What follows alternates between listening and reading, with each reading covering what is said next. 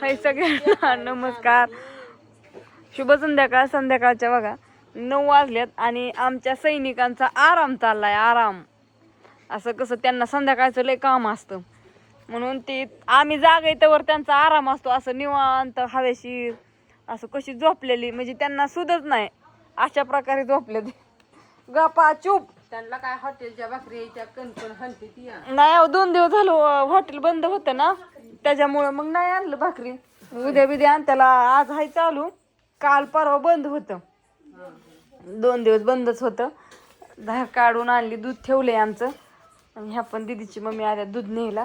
त्यांचं रतेबाचा दूध होय. तुम्ही दही दही देणार आहे का नाही आम्हाला? तुमचं कोणी नेलंय ना मग मी काय आणून देऊ का तुम्हाला?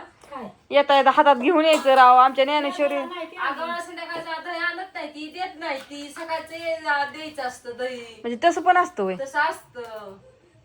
काय म्हणून काय ह्याचं शास्त्र काय आहे व दीदीची पण मम्मी? मला माहित नाही, म्हातारी माणसं सांगते ती हं. संध्याकाळी. हा हा. रूढ काय रूढ? पहिली जी आली ती माग ती संध्याकाळनं मीठ द्यायचं नाही, दही द्यायचं नाही आणि काय द्यायचं नाही. मिठाचं नाही आता काय तसं राहिलं पहिलं सारखं. दही धन नाही तू हा धन देत नाही ती. होय. हा. म्हणजे असं कुणाला काय काय माहितीये बघा. संध्याकाळचं कोण काय देत नाही. ते दुकानात ह्यात असतात त्या का घरी पण असतं? अगं दुकानात मिळतं पण घरचं. होय. घरी. बर. दुकानात मिळतं पण घरी देत नाही. मला वाटतं संध्याकाळचं दुकानात सुद्धा मला वाटतं धन देत नसते. काय माहित नाही आपल्याला. आपण कधी धनच आणाय. मी कधी दुकानात गेले ओ संध्याकाळचं नाही ग ती मोठी दनया मोठी धन आहे आमच्यात. काय झालं भाजी शिजाय घातली होती पण आमच्यात तवर पाहुणं आलं त्याच्यामुळे आमचा थोडा अर्धा तास वायाला गेला. तर असं भाजी तवर आरामशीर शिजली. मी गेली ती दार काढायला. भाजी शिजाय घातली दार घेतली काढून. तर भाकरी राहिल्यात पण काय झालंय ॲड्रेस ज्ञानेश्वरी लिहिते या आणि ज्ञानेश्वरीच्या माझ्या वादातनं दोघीच्या वादातनं एखादं तरी विसरता येत. जेव्हा त्या ताईंनी फोन केला तेव्हा देण्यात येतंय आमच्या. तर तुम्ही या दोघी कसं आहे ही सर्व आहे. अहो का ज्ञानेश्वरी काय करते लिहिते आणि ज्ञानेश्वरीकडून एखादं राहिलं. मला वाटलं लिहिलंय ज्ञानूनी आणि ज्ञानूला वाटलं लिहिलंय म्या. तिला म्हणलं आज अख्खा मोबाईल चालवून काढ म्हणलं.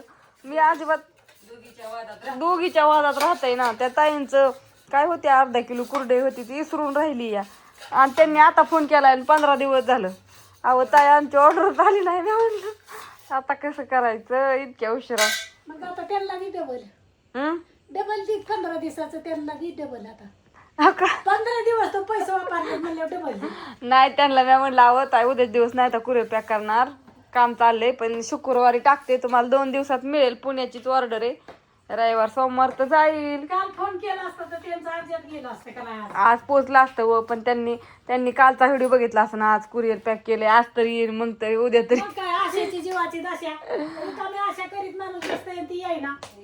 हा आणि मग माणसाला वाटतं नाही काय होतंय माहितीये का आणि पोस्टाने टाकलं का नाही कुरिअर काय जी कुरिअर अशा आडमार्गी जी आहेत का नाही पोस्टाची ती पण देत नाही. ती त्या ऑफिस मध्ये आज 8 दिवस ठेवते ती पण पुढे देत नाही ती. किती का भाकरी येते. हा त्याच्यामुळे माझा ही गोळ झालाय पोस्टाचा. 1-2 जणींची पोस्टाचीच कुरिअर आहे ती पण ती पोस्टावाली पुढे देत नाहीत खेडेगावातली. आणि इकडं सोलापूर ही आहेत ना ह्या भागाकडचं तर जातच नाही लवकर. लय अवघड आहे. आता सकाळी अण्णा एक सोलापूरच टाकून आला आणि एक मोहोळच आहे. आता ती कधी पोचतंय काय माहित नाही. चला यो आज लय बाहेर वारं सुटले. ती पण अण्णाला लावलं पोस्टात. इथं भावनगरच्या कारखाना काय आता बारामतीच्या तर का पोस्टात घ्याय नाही तीच. आणि हो कसलं एका किती वारं सुटलंय. भारी वाटतंय हो. भारी वाटायला लागले. चला जेवण करायचंय. भाकरी होत आल्यात बरं का. पण व्हिडिओ ज्ञानेश्वरी ॲड्रेस लिहित होती म्हणलं एक व्हिडिओ काढून टाकाव संध्याकाळचं. लसूण सगळा सकाळपासून लसूणच बांधत होतं. तुम्हाला दाखवू का?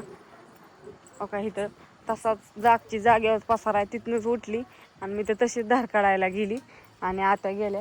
ज्ञानेश्वरीने आधीच भाजीची तयारी केली ती. शेंगा ही आणून चिरून हे केलं होतं आणि असं हे करून हो का अजून तरी एवढा काटायचा राहिला आहे. जुड्या बांधून ठेवल्या ज्याच्या जुड्या आहेत त्यांच्या. आणि आता हे सगळा काटायचा परत वाळवायचा. लय कुठं नाही सगळा. बापूंचं झोप चालली. बापूंना उठावं लागेल जेवाय आता. संध्याकाळचं पण असं वाटतं.